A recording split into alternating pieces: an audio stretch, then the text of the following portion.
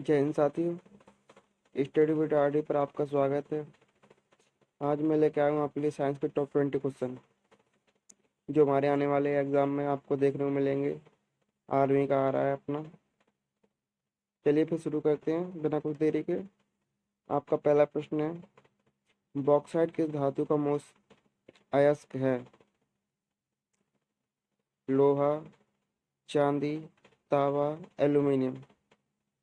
Bauxite किस धातु का मुख्य अयस्क है? इसका राइट आंसर हो जाएगा एल्यूमिनियम। चलिए चलते अगले प्रश्न की तरफ।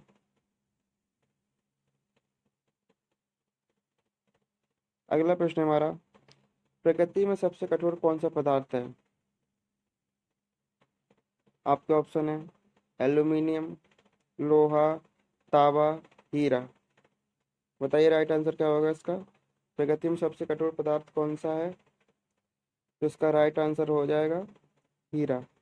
हीरा दुनिया का प्रकृति का सबसे कठोर पदार्थ है। चलिए चलते अगले प्रश्न की तरफ।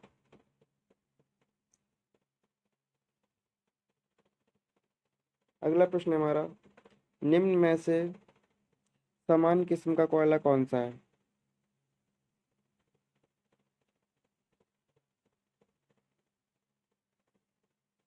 बताइए क्या आंसर होगा इसका। एंथ्रेसाइट, बिटुमिनस, लिग्नाइट या पीट कोयला। कौन सा किस समान किस्म का कोयला है? तो आपका राइट आंसर होगा पीट कोयला। चलिए चलते अगले प्रश्न की तरफ। अगला प्रश्न है हमारा, कौन सी धातु ट्रांजिस्टर के रूप में प्रयुक्त होती है?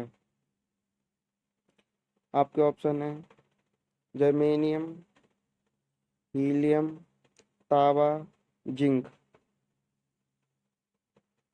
बताइए क्या आंसर होगा जल्दी। कौन सी धातु ट्रांजिस्टर के रूप में प्रयुक्त होती है? जर्मेनियम, हीलियम, तांबा या जिंक। तो इसका राइट आंसर हो जाएगा जर्मेनियम। तो हमारी जर्मेनियम धातु है वो ट्रांजिस्टर के रूप में प्रयुक्त होती है। चलिए चलते हैं अगले प्रश्न की तरफ। अगला प्रश्न है हमारा, कौन सी धातु ठोस अवस्था में नहीं पाई जाती?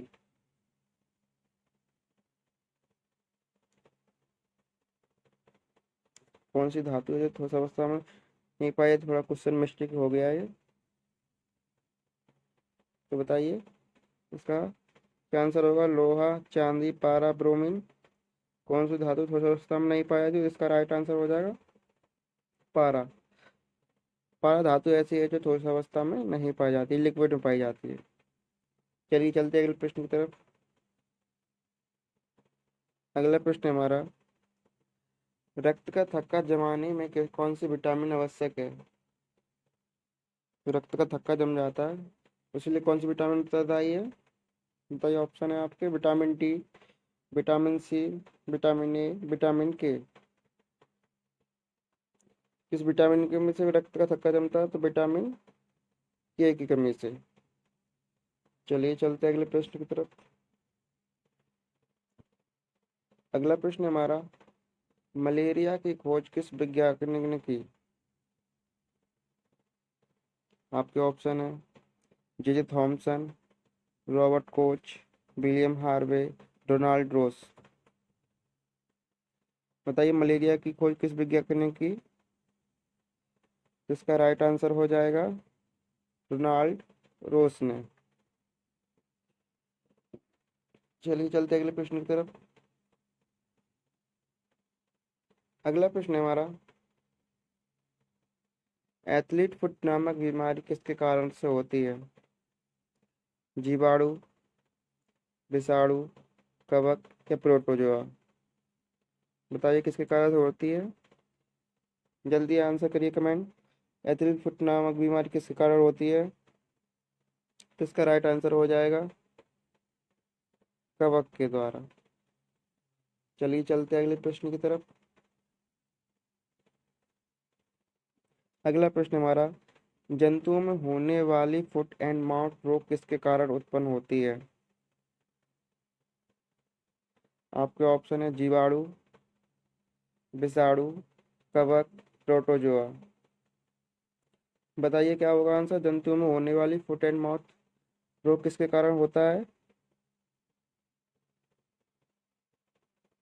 तो इसका राइट आंसर हो जाएगा विषाणु को द्वारा। चलिए चलते अगले प्रश्न की तरफ। अगला प्रश्न है हमारा, कार्बन मोनोऑक्साइड का संकेत क्या है? आपके ऑप्शन है NaCO, H या K। बताइए क्या होगा आंसर। कार्बन मोनोऑक्साइड का संकेत होता है क्या? तो इसका राइट आंसर हो जाएगा बी, CO।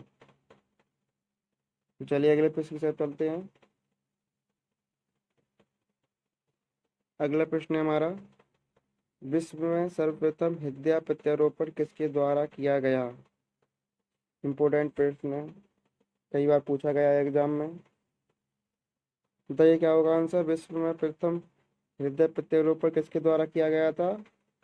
आपके ऑप्शन है Thompson, मैकुलन, Christian Bernard, big वेगोड़ू Gopal. बताइए क्या होगा इसका आंसर।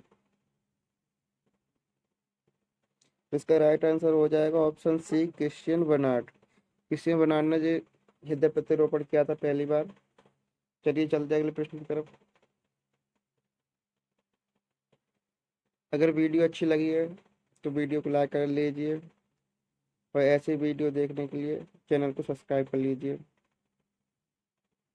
चलिए अगला प्रश्न है हमारा, कोशिका के अध्ययन को क्या कहते हैं? आपके ऑप्शन है कॉस्मोलॉजी, साइटोलॉजी, हिस्टोलॉजी या न्यूरोलॉजी। बताइए कोशिका के अध्ययन को क्या कह लेते हैं?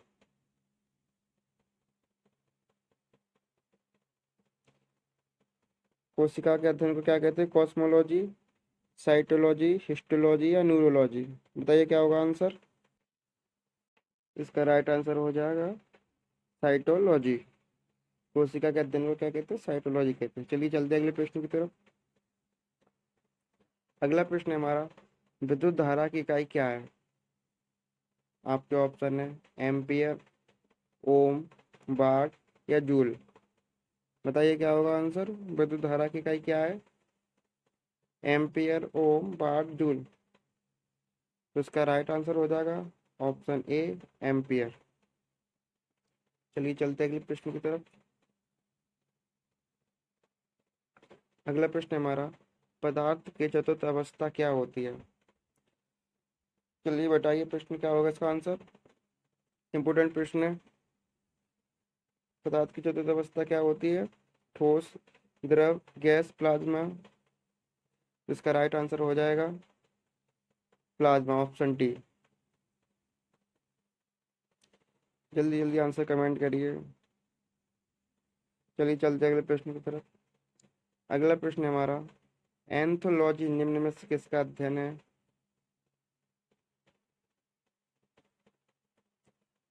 आपके ऑप्शन है फलों का, फूलों का, पेड़ों का, ऊतकों का।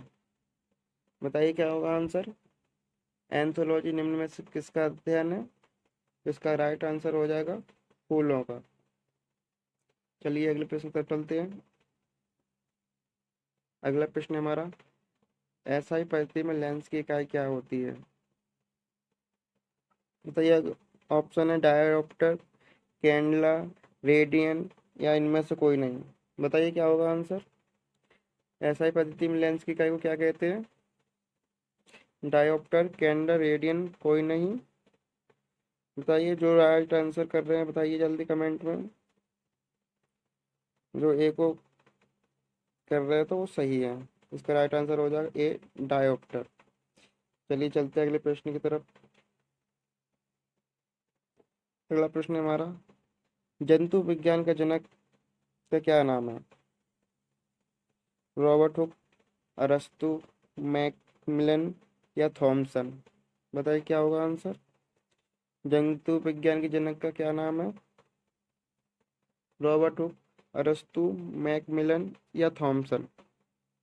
तो इसका राइट आंसर हो जाएगा ऑप्शन बी, अरस्तु। अरस्तु जंतु विज्ञान के जनक के नाम से जाने जाते हैं। चलिए चलते हैं अगले प्रश्न की तरफ। अगला प्रश्न है हमारा, न्यूटन की गति का प्रथम नियम क्या कहलाता है? आपके ऑप्शन है चॉर्स का नियम, बोल्ट का नियम, जड़ तत्व का नियम या इनमें से कोई नहीं। बताइए क्या होगा आंसर। न्यूटन की गति का प्रथम नियम क्या कहलाता है? तो इसका राइट आंसर हो जाएगा ऑप्शन सी, जड़ तत्व का नियम। चलिए चलते अगले प्रश्न की तरफ। अगला प्रश्न है हमारा, सबसे अधिक भेदन क्षमता किस किरण की होती है? आपके ऑप्शन है अल्फा किरण, गामा किरण, बीटा किरण या एक्स किरण। बताइए क्या होगा आंसर, जल्दी बताइए कमेंट में। तो इसका राइट आंसर हो जाएगा ऑप्शन बी, गामा किरण।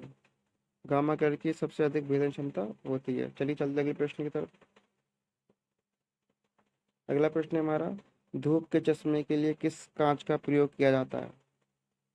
आपके ऑप्शन है सोडा कांच, पायरेक्स कांच, कुक्रस कांच या इनमें से कोई नहीं। बताइए क्या होगा आंसर। धूप के चश्मे के लिए किस कांच का प्रयोग किया जाता है? सोडा कांच, पायरेक्स कांच, कुक्रस कांच या इनमें से कोई नहीं। इसका राइट आंसर हो जाएगा ऑप्शन सी, कुक्रस कांच।